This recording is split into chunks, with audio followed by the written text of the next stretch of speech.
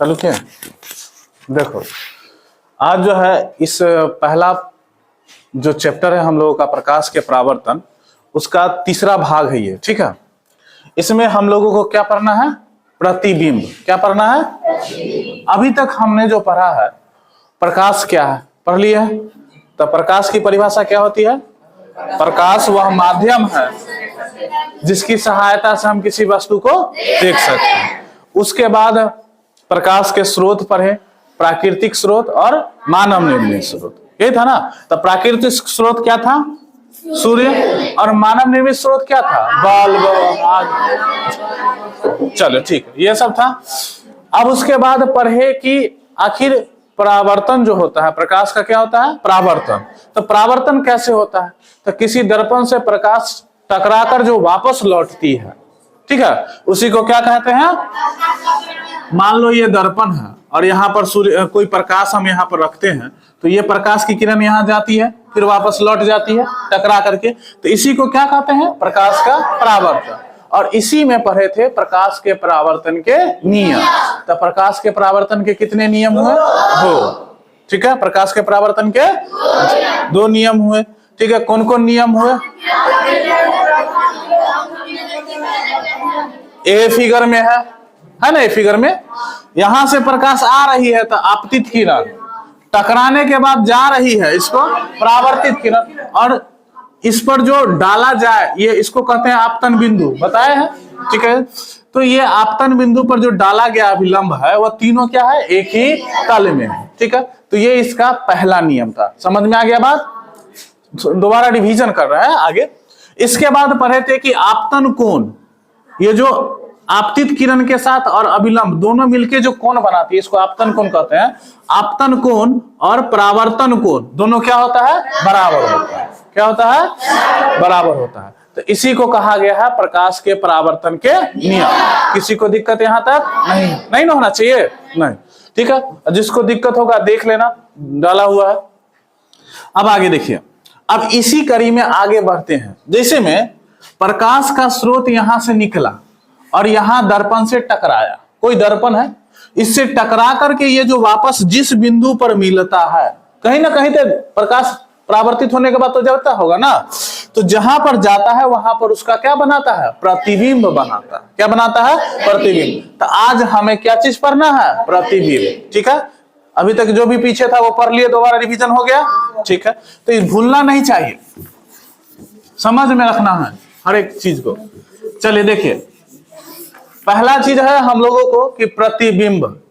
आखिर ये प्रतिबिंब होता क्या? क्या होता है प्रतिबिंब का परिभाषा? प्रतिबिंब को इंग्लिश में क्या कहते हैं? इमेज। क्या कहते हैं? इमेज। प्रतिबिंब को और कह सकते हैं छवि भी कह सकते हैं। हम लोग देहाती भाषा में छाया कहते हैं ना। सूर्य की धूप में खड़ा होते हैं तो छाया हमारे साथ साथ चलता है, तो परछाई जिसको कहते हैं, तो वो भी उसी को। और फिजिक्स की भाषा में उसको क्या कहा जाता है? प्रतिबिंब। क्या कहा जाता है? तो आज हम इसी प्रतिबिंब के बारे में पढ़ेंगे। देखो, हर एक चीज को रटना जरूरी नहीं है, समझना जरूरी है। अगर समझ लिए तो परिभाषा हम अपने आप भी बना सकते हैं। ठीक है, और जब परिभाषा बनाने आ गया तो हम सब चीज में बेहतर हो जाएंगे। ठीक है, तो यहां देखिए क्या कह रहा है? किसी बिंदु स्रोत से प्रतिबिंब का परिभाषा क्या है? अब ये बताया है ना कि ये दर्पण है, मान लो ये दर्पण है या परावर्तक सतह है। प्रकाश की किरण यहां से आई, बिंदु स्रोत या प्रकाश स्रोत, यहां पर तो लिखा हुआ बिंदु स्रोत लिख दिया है, तो इसको बिंदु स्रोत लिखो, या हम इसको प्रकाश स्रोत भी बोल सकते हैं। क्या बोल सकते हैं? प्रकाश स्रोत। तो यहां लिखा हुआ है किसी बिंदु स्रोत से आती हुई प्रकाश की किरणें। किसी बिंदु स्रोत से आती हुई प्रकाश की किरणें आ रही, यहां पर प्रकाश की किरणें दर्पण से परावर्तन के बाद, यहां पर परावर्तन शब्द हो गया, परावर्तन इसे टकराने के बाद लिखना चाहिए, तो परावर्तन लिख दिया। दर्पण से, अच्छा लिख लो, टकराने ही के बाद, अपनी ही भाषा में इसको चेंज कर लेते हैं, टकराने के बाद। तो टकराएगा मतलब टकरा करके तो वापस आएगा ना, तो टकराने के बाद वापस आया। टकराने के बाद जिस बिंदु पर आती है, या आती हुई प्रतीत होती है। ठीक है, आती है या आती हुई प्रतीत होती है। प्रतीत होने का मतलब लगता है कि आ गया है, आया नहीं है लेकिन लगता है आया है। ठीक है, प्रतीत होती है, उसे उस बिंदु स्रोत का क्या कहते हैं? प्रतिबिंब। मतलब इस बिंदु स्रोत का इसको हम क्या कहेंगे? प्रतिबिंब कहेंगे। क्या कहेंगे? प्रतिबिंब। समझ में आया बात? आया? किसी को दिक्कत? तो प्रतिबिंब समझ में आया? एक बार फिर से परिभाषा हो जाए, किसी बिंदु स्रोत से आती हुई प्रकाश की किरणें, ठीक है, दर्पण से टकराने के बाद जिस बिंदु पर आती हुई प्रतीत होती है या आती हुई प्रतीत होती है, उसे उस बिंदु स्रोत का हम क्या कहते हैं? प्रतिबिंब कहते हैं। क्या कहते हैं? परिभाषा स्पष्ट हो गया? किसी को दिक्कत नहीं? ठीक है, तो अब इसका जो है एक छोटा सा प्रैक्टिकल करा देते हैं, तुम लोग इसको देख लो। ठीक है, प्रकाश का स्रोत हुआ, ठीक है, और ये दर्पण है ना? कौन दर्पण है? वो समतल दर्पण है ना? तो ये देखो यहां से इसका प्रतिबिंब यहां बन रहा है। ध्यान से देखो कि ये जिस प्रकार से लौ ऊपर है उसी प्रकार से उसमें भी लौ ऊपर है, लौ ऊपर है ना? तो इसका मतलब क्या हुआ कि समतल दर्पण में प्रतिबिंब क्या बन रहा है? सीधा बन रहा है। क्या बन रहा है? सीधा बन रहा है। ठीक है, क्योंकि एक दर्पण में इसका उल्टा प्रतिबिंब बनेगा, तो इसलिए सीधा समझाना जरूरी है। ठीक है, समझ में आ रहा बात? इसका प्रतिबिंब सीधा। और देखो इसमें, देखो अभी उसमें छोटा दिखाई दे रहा है, और जैसे जैसे इसको नजदीक लाएंगे तो बड़ा दिखाई दे रहा है। ठीक है, तो इसका मतलब है कि प्रतिबिंब जो होता है, प्रतिबिंब की ऊंचाई किस पर निर्भर कर रही है? दूरी पर। किस पर? दूरी पर। इस वस्तु और दर्पण के बीच की दूरी पर निर्भर कर रही है। किस चीज की दूरी? किस चीज की ऊंचाई? प्रतिबिंब की ऊंचाई निर्भर करती है किस पर? इन दोनों के बीच की दूरी पर। और यहां पर ये और एक चीज देखो, क्या ये जो प्रतिबिंब इसके अंदर बन रहा है, हम इसको पर्दे पर प्राप्त कर सकते हैं? मतलब बाहर निकाल सकते हैं? नहीं। तो ये जो उसके अंदर बन रहा है, ये इसके अंदर बन रहा है, तो जो दर्पण के अंदर बनेगा उसको कहते हैं, अभी आगे पढ़ाएंगे, आभासी प्रतिबिंब। क्या कहते हैं? आभासी प्रतिबिंब। मतलब जिसको हम पर्दे पर प्राप्त नहीं कर सकते उसको क्या कहते हैं? तो ये तो सबसे पहला नंबर यहाँ पर हमको ये समझाना है कि प्रतिबिंब कैसे बनता है। इसे समझ में आ गया? ठीक है, समझ में आ गया सबको? और किसी को देखना है? अगर देखना है तो यहाँ के देख लो। आओ, कोई बात नहीं, आ जाओ, बारी बारी से आ जाओ। तुम लोग उधर से जाओ, उधर से जाओ, रोक दो। देखो, तो देख लिया प्रतिबिंब के बारे में कैसे बनता है। उसमें दो तीन बातें जो समझ में आई उसको लिखते हैं। सबसे पहले हम लोग इस प्रतिबिंब के प्रकार को पढ़ते हैं। ठीक है, तो प्रतिबिंब कितने प्रकार के? देखो, प्रतिबिंब ऐसे भी लिखा जा सकता है और ऐसे भी लिखा जा सकता है। ठीक है, प्रतिबिंब, इसको थोड़ा सा अच्छा से लिख लो, है ना?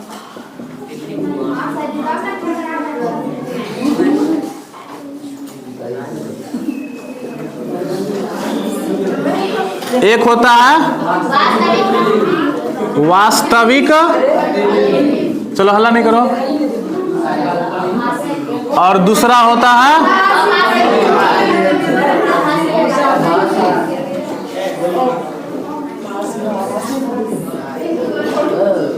इसका एक और नाम है काल्पनिक प्रतिबिंब।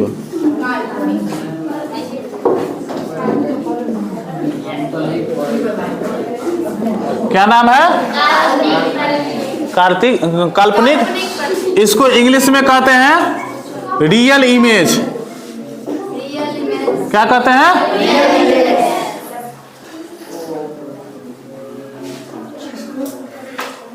वर्चुअल इमेज जिसको कहते हैं।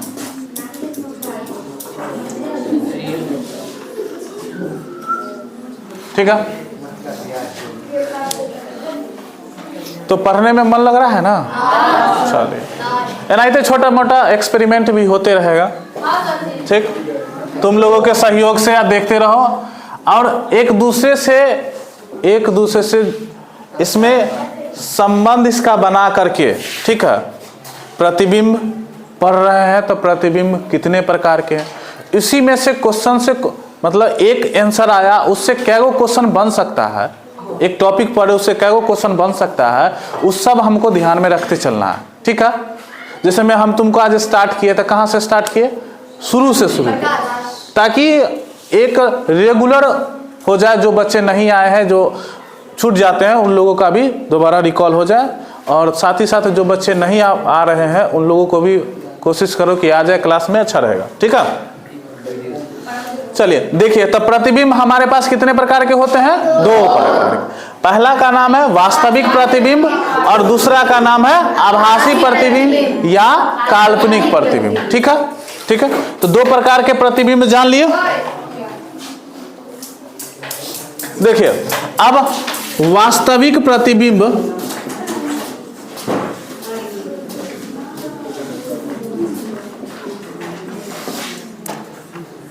का परिभाषा क्या होगा, वास्तविक प्रतिबिंब का परिभाषा क्या होगा, कौन बताएगा, नहीं पता। देखिए कहीं अलग नहीं है, सब इसी में है। यहां देखिए क्या लिखा है, किसी प्रतिबिंब की परिभाषा जो लिखा है ना, उसी में थोड़ा सा परिवर्तन करना है।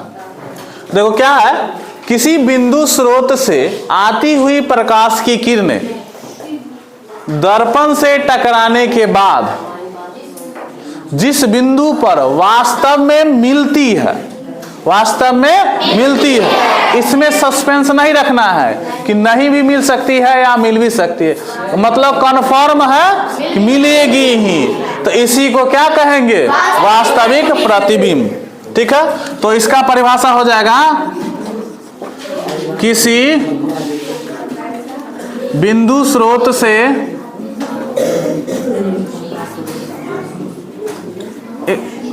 आती हुई, हाँ हाँ तो बोले तो थे उस समय भी, प्रकाश स्रोत भी हो सकता है, आती हुई प्रकाश की किरणें, वहां दिखाई दे रहा, वहां दिखाई दे रहा है, किरणें वहां दिखाई दे रहा है ना, दर्पण से टकराने, नहीं परावर्तन को हटा देते हैं, तुम अपनी भाषा के टकराने के बाद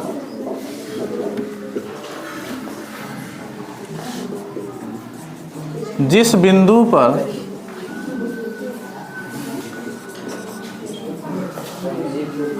वास्तव में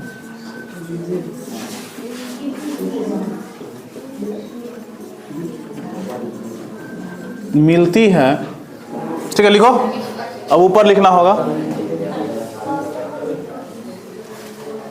वास्तव में मिलती है, यहीं पर लिख दे, दिखाई दे रहा है ना पीछे, मिलती है, उसे उस बिंदु स्रोत का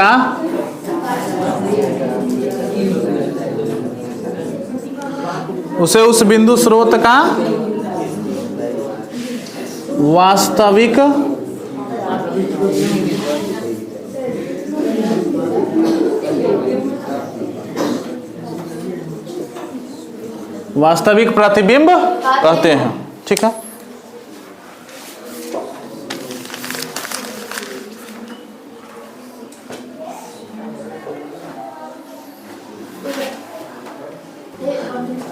ये तो वास्तविक प्रतिबिंब का परिभाषा हो गया, मतलब इसमें कंफ्यूजन नहीं है। यहाँ पर जो प्रतिबिंब की परिभाषा याद करेंगे ना, थोड़ा सा उसको समझिए लिए हैं, बस थोड़ा सा 1-2 बार पढ़ लेना है तो दिमाग में बैठ जाएगा।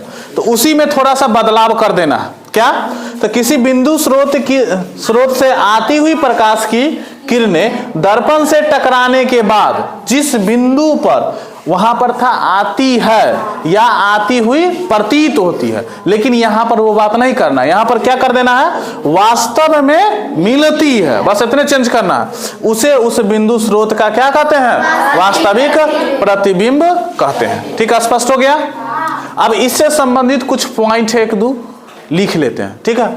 तो पहला पॉइंट होता है कि वास्तविक प्रतिबिंब है, नामे है वास्तविक प्रतिबिंब।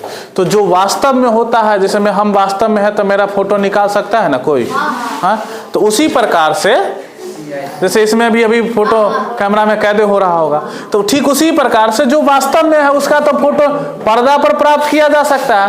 पर्दा मतलब कागज, ठीक है। तो वास्तविक प्रतिबिंब, या हम इसको लिख सकते हैं वास्तविक प्रतिबिंब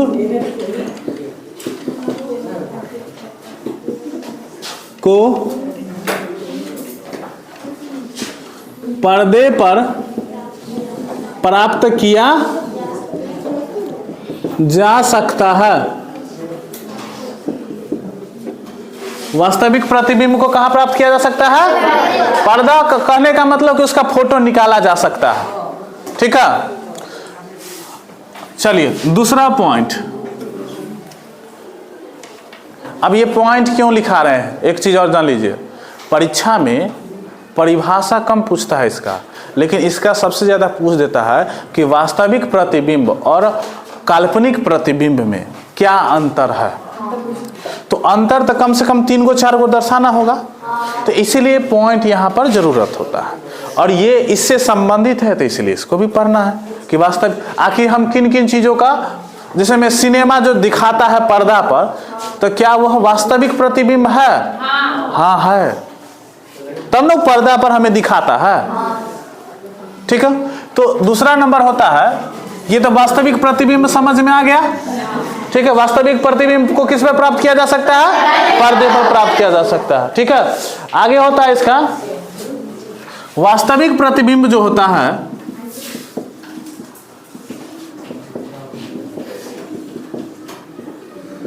वस्तु की अपेक्षा उल्टा होता है। कैसा होता है? उल्टा होता है, ठीक है। चलिए लिखिए जल्दी, तो नहीं लिख। देखो अब ये है प्रतिबिंब का दूसरा भाग, क्या है इसका नाम? इसको काल्पनिक प्रतिबिंब कहते हैं, और कभी कभी इसका नाम अवास्तविक प्रतिबिंब भी कहता है, ठीक है।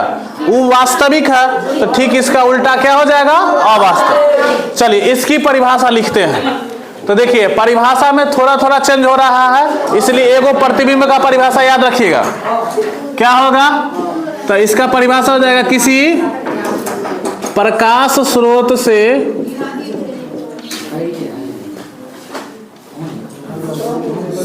से आती हुई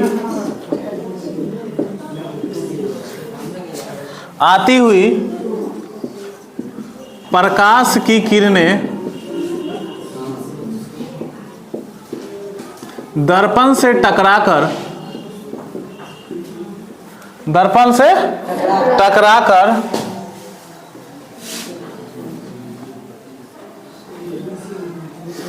जिस बिंदु पर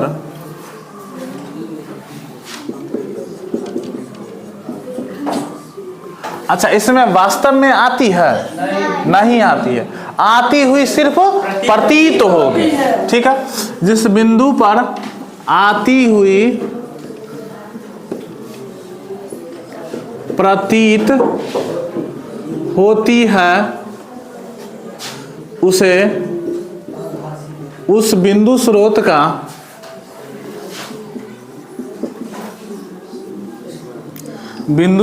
का आभासी प्रतिबिंब कहते हैं।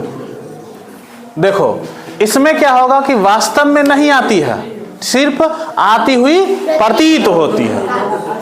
जैसे हम कहीं बैठे हुए हैं, कहीं ध्यान और कहीं दूसरे जगह है, और हमारे बगल से कोई गुजर गया, और कोई तीसरा आदमी आके पूछता है कि तोरा बगल से कोई मतलब राम गया है, उसका नाम मान लेते हैं, उसका नाम, लड़का का नाम राम गया है, तो पूरा तो ध्यान नहीं है कि राम गया है कि श्याम गया है, लेकिन तुमको ये मालूम है कि कोई गया है, तो तुम ये कह सकती है कि हाँ कोई गया है, ये कह सकते, मतलब निश्चित नहीं है कि रामे गया है, लेकिन गया है कोई, तो इसीलिए इसी को कहा गया है आभासी। आभासी प्रतिबिंब निश्चित नहीं है लेकिन फिर भी है। जैसे हवा, हवा को हम देखते हैं लेकिन फिर भी हवा है, तो इसीलिए इसको कहा जाएगा आभासी प्रतिबिंब। समझ में आया? अब देखिए इससे संबंधित जितना वास्तविक प्रतिबिंब में 2-3 पॉइंट हुआ, उसी प्रकार से इसमें भी 2-3 पॉइंट होगा। पहला पॉइंट क्या होगा? चलिए, वास्तविक प्रतिबिंब में पहला पॉइंट क्या लिखाए थे? वास्तविक प्रतिबिंब को पर्दे पर प्राप्त किया। तो आभासी प्रतिबिंब, जैसे में हम अभी अपना आंख से रजनी को देख रहे हैं, तो क्या हमारा आंख पर जो प्रतिबिंब बन रहा है उसका फोटो निकाला जा सकता है? नहीं निकाला जा सकता। तो आंख पर जो प्रतिबिंब बनेगा वो कैसा बनेगा? काल्पनिक या आभासी। ठीक है, तो इसे पर्दे पर प्राप्त नहीं किया जा सकता। चलिए लिखिए, इसको शॉर्टे में लिखो। इस प्रतिबिंब को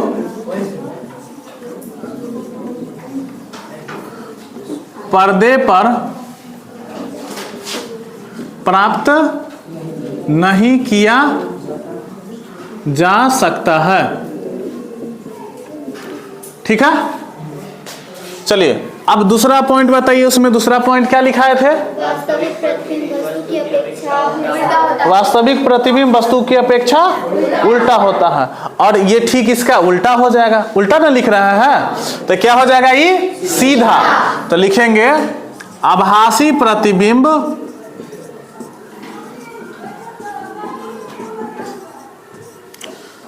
वस्तु की अपेक्षा सीधा होता है। कैसा होता है? सीधा होता है। जैसे में अभी दिखाए है, कौन दर्पण था? समतल दर्पण। तो समतल दर्पण में कैसा प्रतिबिंब बन रहा था? सीधा। कैसा? सीधा प्रतिबिंब न बन रहा था, सीधा। और इसमें एक और पॉइंट लगा सकते हैं कि आभासी प्रतिबिंब को टूटी हुई रेखा से दर्शाया जाता है। किससे दर्शाया जाता है? टूटी हुई रेखा से। तो आभासी प्रतिबिंब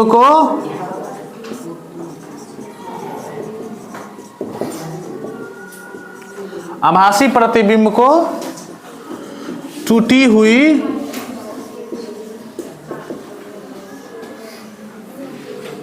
रेखा से दर्शाया जाता है। ठीक है, फिर से एक बार समझ लेते हैं। आभासी प्रतिबिंब किसे कहते हैं? किसी प्रकाश स्रोत से आती हुई प्रकाश की किरणें दर्पण से टकराकर या परावर्तन होकर जिस बिंदु पर आती हुई प्रतीत होती है उसे उस बिंदु स्रोत का आभासी प्रतिबिंब कहते हैं। यहां पर काल्पनिक भी हो सकता है। ठीक है, ठीक ना? तो आगे है, अगला पॉइंट है कि आभासी प्रतिबिंब को पर्दे पर प्राप्त नहीं किया जा सकता। आभासी प्रतिबिंब को पर्दे पर प्राप्त नहीं किया जा सकता। साथ ही साथ आभासी प्रतिबिंब वस्तु की अपेक्षा क्या होता है? सीधा। कैसा होता है? सीधा। जो हम लोग देख चुके हैं किस दर्पण में? समतल दर्पण में। आभासी प्रतिबिंब को किस रेखा से दर्शाते हैं? टूटी हुई रेखा से। किस रेखा से? टूटी हुई रेखा से। तो आभासी प्रतिबिंब समझ में आ गया? चलिए लिख लीजिए। सबसे पहला क्वेश्चन इस प्रतिबिंब चैप्टर से क्या बनेगा कि प्रतिबिंब कितने प्रकार के होते हैं? कितने प्रकार के? 2 पर। कितने प्रकार के? पहला वास्तविक, दूसरा आभासी। ठीक है, बोलने दो, तू लोग अभी सुनो सिर्फ।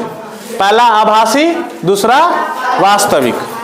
ठीक है, आभासी को ही काल्पनिक प्रतिबिंब कहते हैं। ठीक है, आभासी प्रतिबिंब को पर्दे पर प्राप्त किया जा सकता है? नहीं किया जा सकता। पर्दे पर प्राप्त नहीं किया जा सकता। ठीक है, तो अगला क्वेश्चन है कि आभासी प्रतिबिंब में कैसा प्रतिबिंब बनता है?